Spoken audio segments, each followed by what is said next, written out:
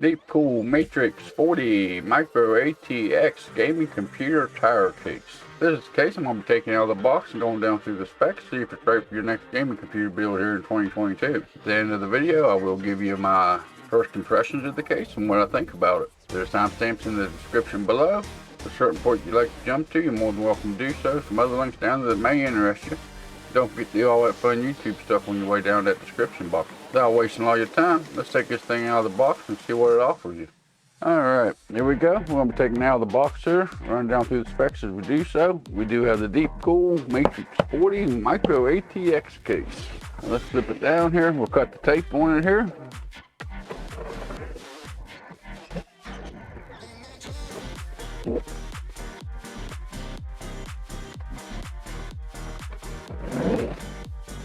There we go. See if we can get it slid out here somehow.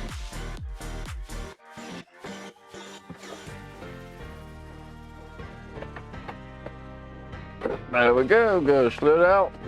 You can tell the box is empty. Get the styrofoam off over here.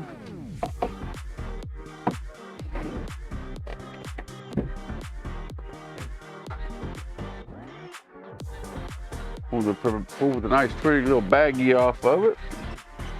Probably didn't shock me too bad. And there we go. There's the first look of it with the side panel.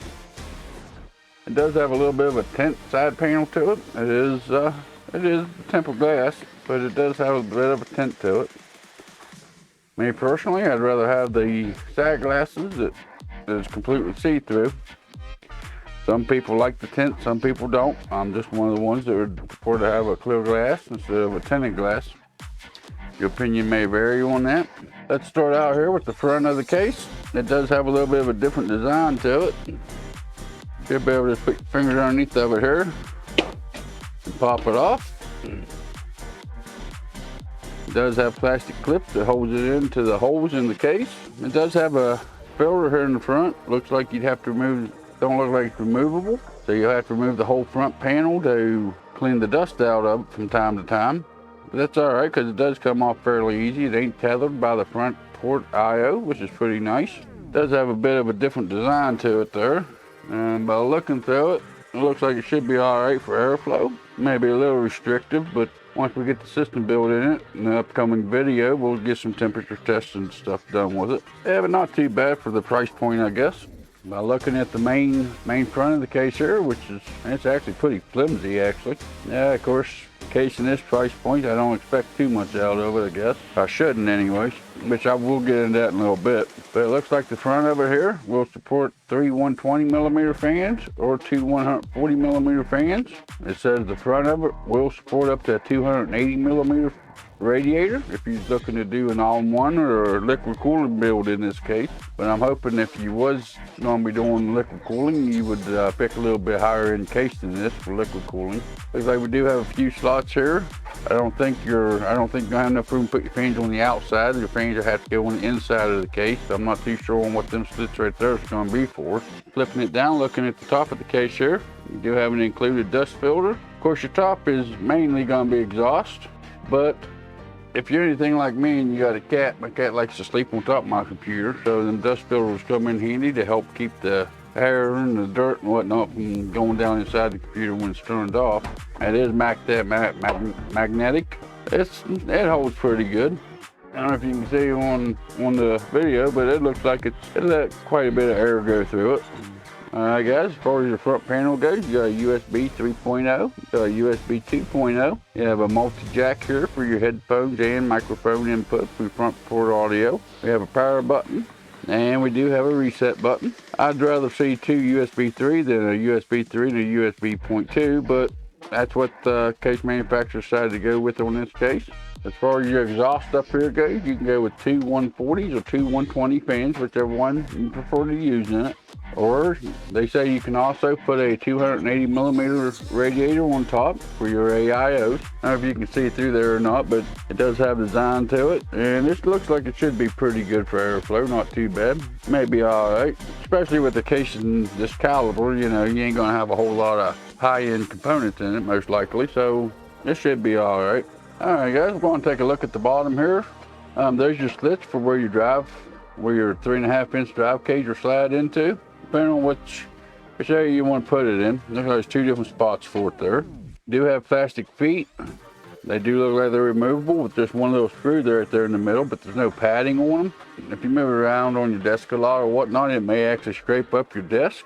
Just something to keep in mind. You can always buy like M3 adhesive pads, put over top of them. That way you don't do damage like that. If there is, the feet's a little bit, I don't know if you can actually see that on camera or not, but they are kind of tall feet. That should give you plenty of airflow for your PSU, which hopefully you ain't setting this on carpet. Hopefully you've got a desk or something you can put it on. Down here's your dust filter for your PSU, which they went back to the old school, just a piece of screen here that's cut out that fits into these little brackets, which I don't care for these kind of air filters, but that's what they went with on this case.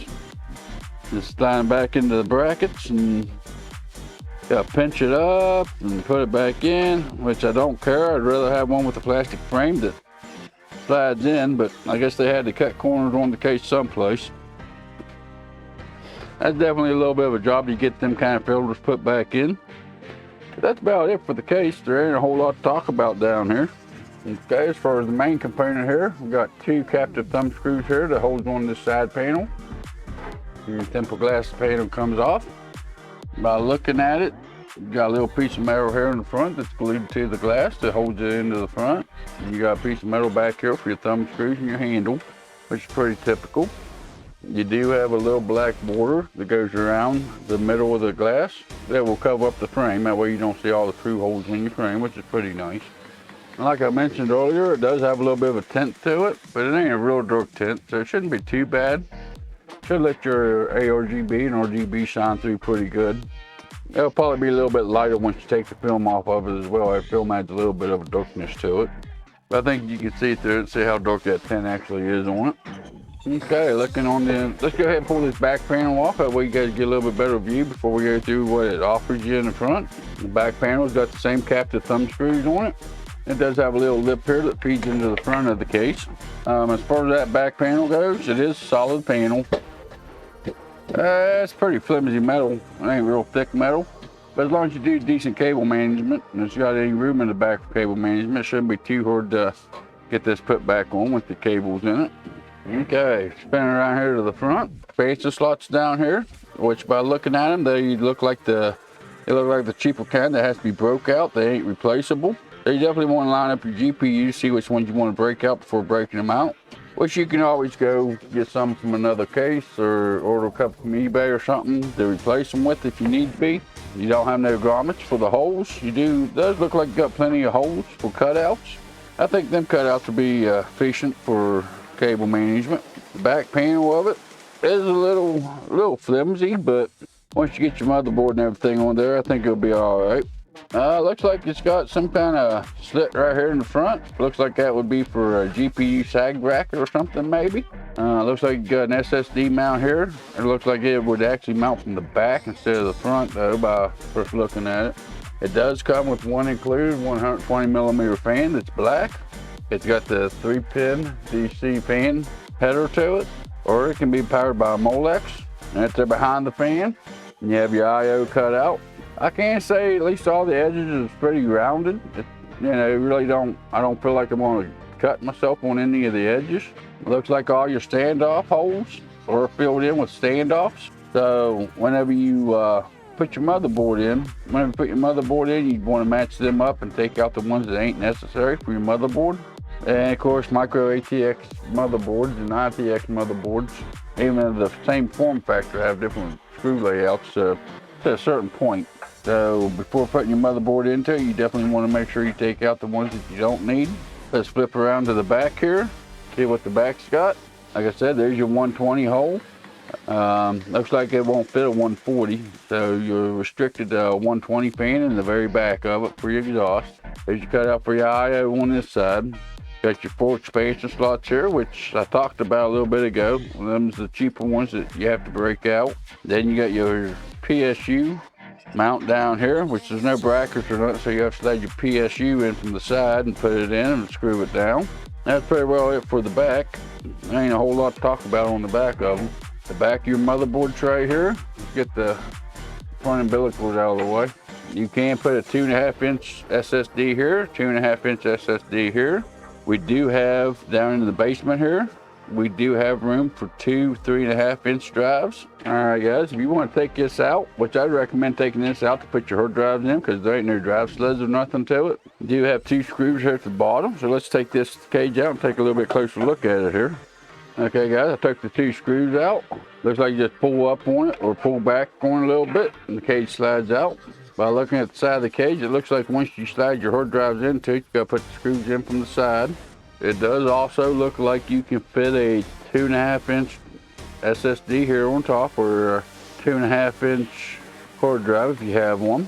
The cage is a little flimsy, but of course it'll stiffen up once you get a hard drive in it. And if you ain't using 3.5-inch hard drives, you can always just take this out and leave it out. That way you can have more room to shove your cables. Okay, guys, so that was the hard drive cage. Looks like you got quite a bit of room back here for cable management. These pieces of metal here that's punched out and coming through the back. Got some tie down points on them here. Looks like about the only tie down points it's got on the case any place. For cable tie downs right here on these brackets that's popped up. Them seem to be, I don't know, they're kind of rounded, but they're still a little bit on the sharp side, so you may want to be careful with them if you're going to be building this case. Like I said, the cable management in it should be pretty good because you've got enough room back here for 2.5-inch drive. So I don't have a tape measure on me or around me to measure it, but you should have quite a bit of room back there for cable management. You do have the full basement down at the bottom once you get your PSU in if you don't need the hard drive to shove all your extra cables in. Speaking of the cabling, let's look at the front ports hookups on it and the baggie of goodies we get here. They don't give you a box of goodies, they give you a bag of goodies. Looks like they give you one reusable bag here that has your instruction guide that will kind of walk you through a little bit better on what all the case will and won't support here. There's the owner guide for it, if you need it. They do give you a few zip ties there, there's about 10 zip ties there or so. That way you can do your cable management with. Then down here in the next bag, it is a reusable bag. But they just have all the screws and everything put into the bag, all in one bag here. That should be your motherboard screws, should be your SSD screws, your hard drive screws. Should be 4 screws in there for your power supply. But none of them's individualized, none of them's put in their own little baggies or anything. But I guess that's all right for a case of this caliber. It's pretty easy to figure out which ones to go for what. And I don't see no tool in there to remove the standoff with. If you need to remove any of them standoffs, you will have to have a pair of pliers or a socket that will fit the size of the standoff. The front port hookups here, we got a USB 3, which is kind of nice. They made those all black, which is kind of nice. You don't have the blue for the USB 3. They do give you a ketchup of mustard here for the front port audio cable.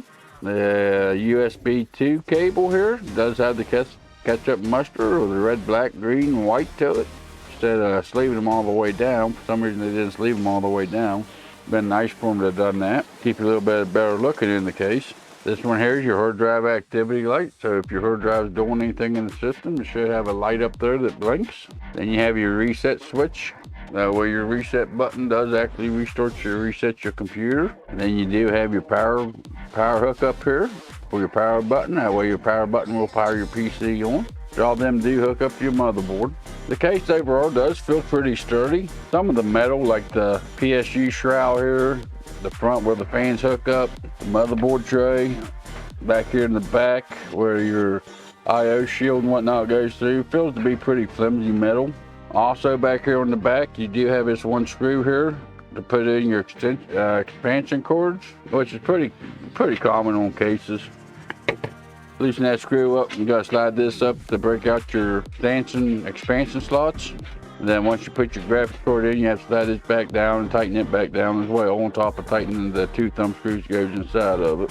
Yeah guys, I think that'll pretty well do it for the case. I don't know if I covered it or not, but it is a micro ATX, so it'll only fit micro ATX motherboards or mini ITX motherboards. It's the only thing that will fit in the case. This case is still fairly new to the market. It was first available on May the 11th of 2021, so it is still a fairly new case. I think it's a redone of the Matrix 30, I believe. that's pretty well what it offers you. It's pretty well what you get out of the case. Let me get reset up here, and I'll come up with the conclusions of the video and what I think about it, and give you my first impressions of it. Alright guys, so we took this out of the box. We ran down through most of the specs and showed you what it offers you. There is some information I missed while I was taking it out of the box, so let's flip you over here and we'll look at the specs that I missed on this computer case. Alright, some of the information I missed was the max GPU length is 320 millimeters, max CPU cooler height is 165 millimeters, the max PSU length is 160 millimeters, the dimensions of the case is 16.97 inches high, 8.46 inches wide, and the depth is 15.75 inches. And the total weight of the case, with nothing in it, with the way it comes, is 13.66 pounds. While we got you here on the website, we'll go ahead and look at the prices. For the case that I got in today's example, it don't have the RGB lights to it, or the RGB lights to it, it is $55. They do have one that has 3 fans in it, 2 in the front and 1 in the back, for $59.99. That's some of the missed information. It's also the pricing on the case. Whenever I was looking at this case, you know, it's been a while since I've actually bought a new case. And the pricing for cases is, I don't know, here in the US, they seem to be a little bit higher than normal. I don't know why. I'm sure it's some kind of steel and metal shortage or something like that. I'm sure it's what they're blaming on. But for $55, I think this is a pretty good case. Like I said, you can spend $5 more and get them 3 fans, which I wouldn't recommend. I'd recommend you getting your own. That way you have controllable LED lights over top of the static LED ones that they have for an extra $5. That's personal opinion. If you don't mind just the rainbow effect constantly and you don't never plan on changing from that, maybe the other one would be a little bit better budget option for you. It does seem to have plenty of airflow. I have already finished building this gaming computer case. If you want to be notified when that one drops, make sure you hit that subscribe button, turn the notification bell on, that way you can see that when it first comes out. But after running my temperature tests and everything in this case, it does a pretty good job with the components that I put in it. Being a $55 case, you're looking at a lower end or a mid-range build, so you shouldn't have real hard components in the case anyways. So it does have pretty good airflow to it, in my experience. Cable management in the back, I'll put a photo of it up here for you. But there is plenty of room back there for the cable management. Even the fan and ARGB controller that comes with the fans I put in it, there's plenty of room back there for any accessories you may need.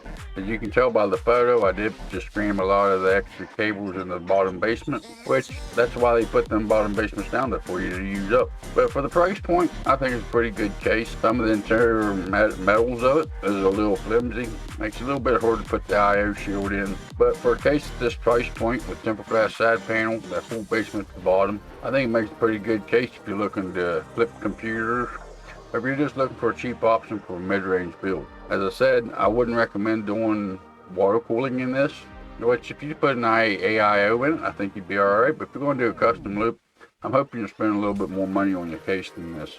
Just personal opinion. But if you got this case, or you ever used this case, put in the comments below and let me know what you think of the case. Maybe you can help somebody else that's watching this video make up the decision if they think this case is right for them or not. If you'd like to have more information about this case, there is links in the description below. There's also some other links down there that may interest you. Don't forget to do all that fun YouTube stuff on your way down to that description box.